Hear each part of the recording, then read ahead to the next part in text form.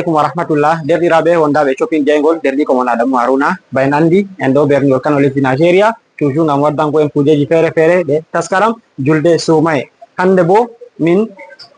lorto min ganna en promotion dow promotion wanga en ganno en andi ha shopping jeygol en mbino to sodi limse qualité 5 aɗo mari shahu qualité gotel gam may ɗo dalila barka lewru sumaye ndu gonɗen en ɓeddi en lorto en gaɗa promotion fere spécial amma hedde ko may ɗo gatan en hakkilo daare ɗeɗe kujeji fere fere ɗeɗe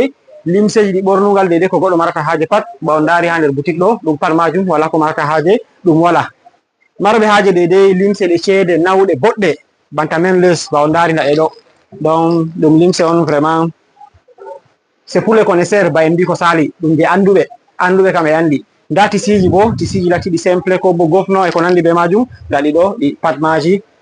mi tammi ɗo en daari donc voilà commentaire fere mi daroton wanna en illa ba je mi wi en promotion dalila barka lewru sumaye to Allah mum yerdi to a soodi tisiji ha shopping jeygol en dehors de Gesner amman diga Phantom deuxième,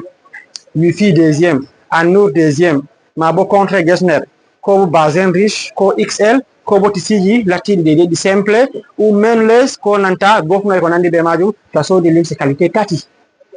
to ɗum tuwat ko bo 4 yat aɗo mari shahu qualité gotel dedei non a soodiri to ɗum 4 yat a soodi ma a mari shahu 4 yat gotel e non to ɗum 3 yat a soodi bo a mari shahu 3 yat qualité gotel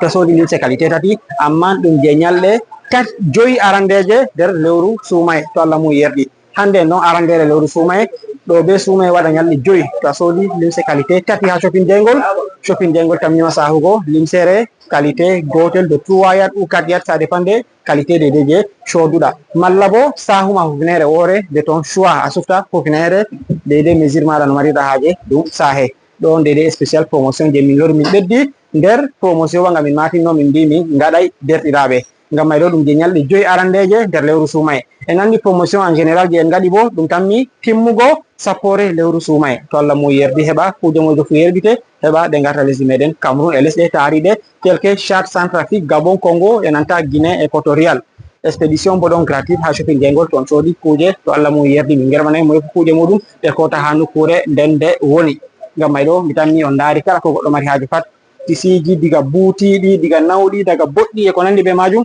ko goɗɗo mari haaje pat wawan heɓa donc ɗon seɗɗa ɗeɗe komi wawi mi weccu hammi rapela en mi yottoro Allah hokku en barka lewru sumaye hollu en ɗeɗe ragare maru hollu en mawri e mawturi